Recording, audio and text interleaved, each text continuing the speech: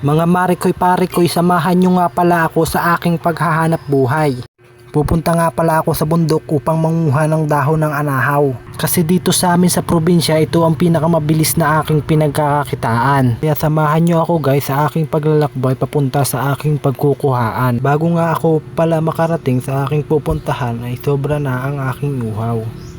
Kaya nagdadala ako ng maraming tubig upang mapawi ang aking uhaw pag ako'y naglalakbay.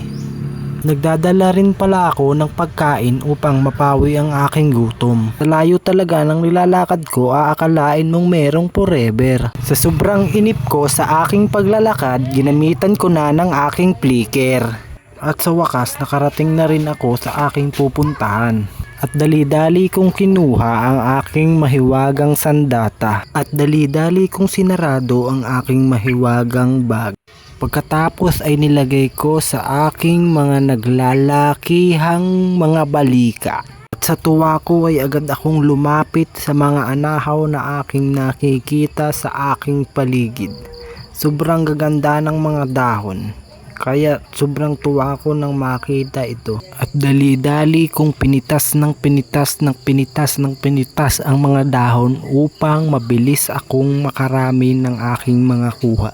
At sa paglipas ng mga oras ay marami na rin pala ang aking mga nakuha na mga dahon. At inipon ko na nga ang aking mga kuha. At dali-dali kong binaba ang aking sako at binuka ito. Pagkabuka ko nga sa aking sako ay dinasi ko ito upang maglaman pa ng marami. At aking isinilid ang mga naipon kong dahon mula sa gubat. At sa dami nga ng aking nakuhang dahon ay ginamitan ko na ito ng flicker upang mapadali. At nang mapuno ang aking sako ay nagpasya na nga akong umuwi. Kasi sobrang tanghali na rin. At sinilid ko na rin ang aking mahiwagang bag at mahiwagang sandata sa aking sako.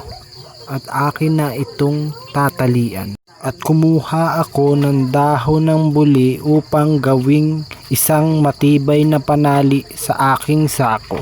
At pinagdugtong ko nga ito upang maging mahaba at binuhol ko ng husto para matibay at hindi mapatid.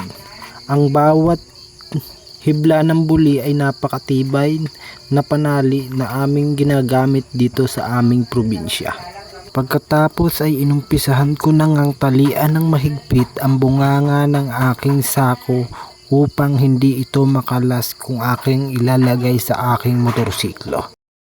At aking ikinarga na nga ang aking sako ng anahaw sa aking motorsiklo upang makauwi ako ng maagap at tinali ito ng aking daladalang goma.